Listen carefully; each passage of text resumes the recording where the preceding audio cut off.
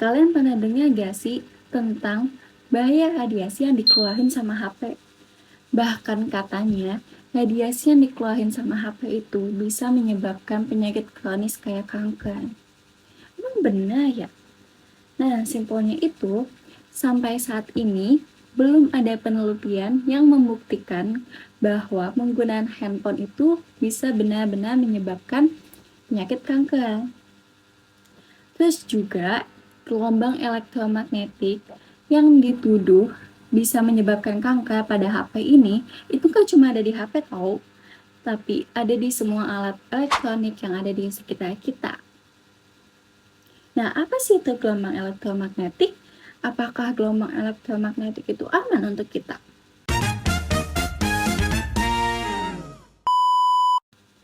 Assalamualaikum warahmatullahi wabarakatuh.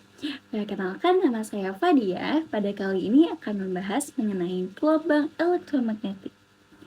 Gelombang elektromagnetik adalah gabungan antara medan magnet dan medan listrik yang saling tegak lurus dan bisa membawa energi dari satu tempat ke tempat lainnya tanpa memerlukan medium perantara. Nah, sekarang kita kenalan dulu nih sama ilmuwan yang satu ini.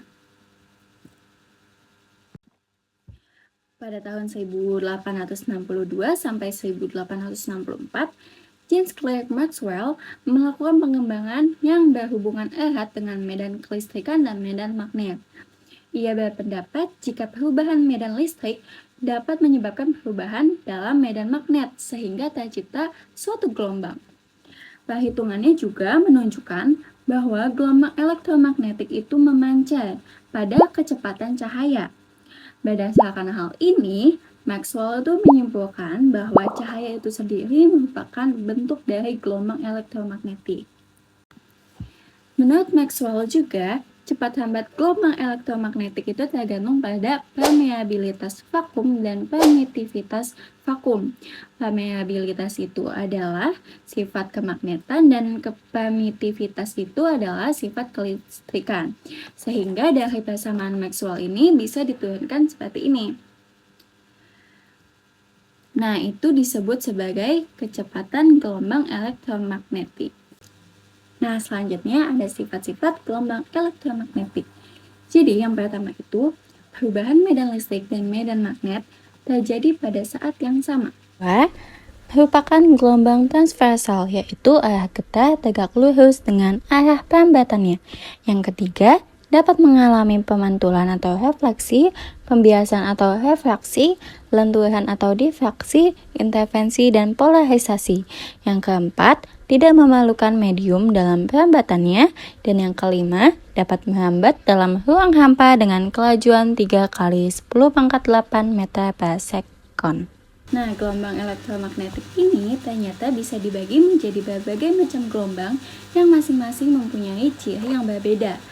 Agar kita lebih mudah memahaminya, maka dibuatlah spektrum gelombang elektromagnetik yang membagi gelombang berdasarkan karakteristiknya.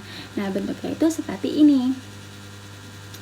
Jadi, spektrum ini membagi gelombang menjadi 7 bagian berdasarkan panjang gelombang dan frekuensinya. Nah, dari spektrum ini kita bisa lihat kalau panjang gelombang itu berbanding terbalik dengan frekuensi. Semakin besar panjang gelombangnya, maka semakin kecil frekuensinya dan semakin kecil juga energi yang dia bawa. Adapun jenis gelombang elektromagnetiknya, mau itu cahaya tampak, sinar gamma, atau gelombang radio, itu semuanya bakal merambat dengan kecepatan yang sama, yaitu kecepatan cahaya atau C. Kecepatan hambat ini punya hubungan yang erat dengan panjang gelombang dan frekuensi. Kecepatan cahaya atau C sama dengan panjang gelombang atau lambda dikali frekuensi gelombang atau F.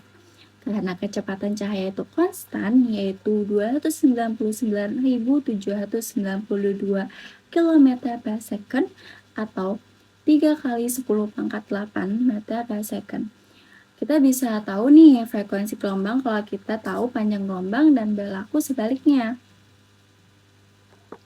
Nah, contohnya, jika suatu stasiun radio menyiarkan programnya dengan frekuensi 100 MHz, jika cepat hambat gelombang 3 kali 10 pangkat 8 meter per second, tentukan panjang gelombang radio yang dipancarkan. Ini frekuensinya 100 MHz, kita ubah ke Hertz menjadi 100 kali 10 pangkat 6 Hertz atau sama dengan 10 pangkat 8 Hertz. Kita masukkan ke rumusnya, jadinya 3 kali 10 pangkat 8 sama dengan lambda dikali 10 pangkat 8. Lambda sama dengan 3 kali 10 pangkat 8 dibagi 10 pangkat 8. Lambda sama dengan 3. Nah, kita balik lagi ke spektrum gelombang elektromagnetik tadi. Di sebelah kiri ini ada frekuensi yang makin ke bawah itu makin kecil. Di sebelah kanan ada panjang gelombang yang makin ke bawah itu makin besar. Seperti yang sudah kita bahas tadi, bahwa panjang gelombang itu berbanding terbalik dengan frekuensi atau C sama dengan lambda dikali F. Di sini kita akan bahas satu persatu mulai dari frekuensi yang paling rendah ke frekuensi yang paling tinggi. Yang pertama itu ada gelombang TV dan radio, dia 10 pangkat 8 sampai 10 pangkat 9 Hz. Yang kedua itu ada gelombang HD, dia 10 pangkat 9 sampai 10 pangkat 10 Hz. Terus juga ada sinar inframerah, dia 10 pangkat 11 sampai 10 pangkat 14 Hz. Nah, selanjutnya ada cahaya tampak atau visible. Jadi ini merupakan cahaya yang bisa kita lihat. Jadi spektrum warna-warna ini berada pada cahaya tampak. Dia itu frekuensinya kurang lebih 10 pangkat 15 Hz. Kemudian ada sinar ultraviolet, dia 10 pangkat 15 sampai 10 pangkat 16 Hz. Kemudian ada sinar X, dia 10 pangkat 16 sampai 10 pangkat 20 Hz. Kemudian ada sinar gamma, dia 10 pangkat 20 sampai 10 pangkat 25 Hz. Nah, kemudian kita akan membahas lebih detail. Yang pertama itu ada gelombang TV dan radio. Nah, gelombang TV dan radio ini ada di bawah sini. Kemudian untuk jenis-jenisnya, yang pertama itu ada low frekuensi, itu dia dari 30 sampai 300 kHz. Kemudian ada medium frekuensi, dia dari 300 kHz sampai 3 MHz. Kemudian ada high frekuensi, dia 3 sampai 30 MHz. Kemudian ada very high frequency atau VHF, dia 30 sampai 300 MHz. Kemudian ada ultra high frequency atau UHF, dia 300 MHz sampai 3 GHz. Kemudian ada super high frequency, itu dia lebih dari 3 GHz. Nah, kegunaan dari gelombang TV dan radio ini, dia itu yang pertama ada radiofon, yaitu telepon tanpa kabel. Terus juga ada telepon genggam, terus ada pesawat radio dan pesawat televisi. Kemudian yang kedua itu ada gelombang hada.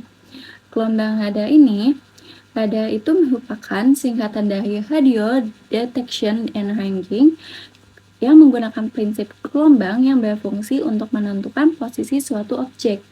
Cara kerjanya itu menggunakan antena yang berfungsi sebagai pemancar sekaligus penerima sinyal gelombang. Nah, jadi kurang lebih gambarnya itu seperti ini.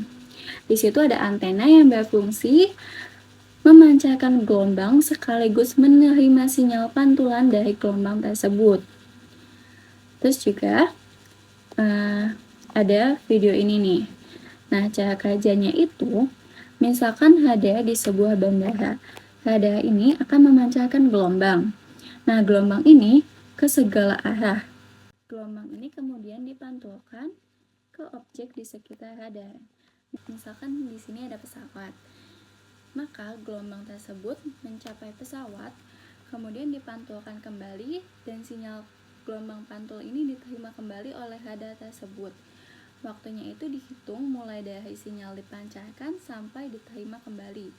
Misalnya beberapa detik atau beberapa menit. Kemudian dari waktu tersebut akan dikonversi menjadi jarak, yaitu jarak antara radar dengan objek tersebut. Nah, ini dia rumusnya. Selanjutnya ada gelombang mikro. Nah, kegunaannya itu untuk memanaskan makanan dengan cepat tanpa menggunakan api. Nah, ini contoh bahannya. Selanjutnya ada sinar inframerah. Sinar inframerah itu kegunaannya itu ada remote control, ada sensor alarm, terus ada kamera penglihatan gelap atau night vision, terus ada kamera thermal, ada spektroskopi inframerah, yaitu untuk mengidentifikasi ikatan kimia yang ada pada molekul. Terus juga bisa mendeteksi penyakit dalam tubuh. Nah, ini contoh dari kegunaan sinar inframerah. Selanjutnya ada cahaya tampak atau visible. Nah, cahaya tampak itu cahaya yang bisa kita lihat. Kegunaannya itu ada sel surya atau solar cell, terus ada juga baterai fotovoltaik, juga ada laser. Nah, ini dia adalah contohnya. Selanjutnya ada sinar ultraviolet. Kegunaannya bisa sebagai aktivator dalam reaksi polimerisasi, kemudian bisa mendeteksi keretakan logam dan uang palsu. Kemudian ada sinar X, kegunaannya itu untuk menyelidiki struktur kristal, juga bisa mencitrakan organ dalam tubuh. Ada sinar gamma, kegunaannya itu untuk membunuh sel kanker. Yang kedua bisa sterilisasi alat kedokteran dan bisa rekayasa genetika. Berikut ini ada bahaya yang ditimbulkan apabila menggunakan gelombang elektromagnetik secara berlebihan.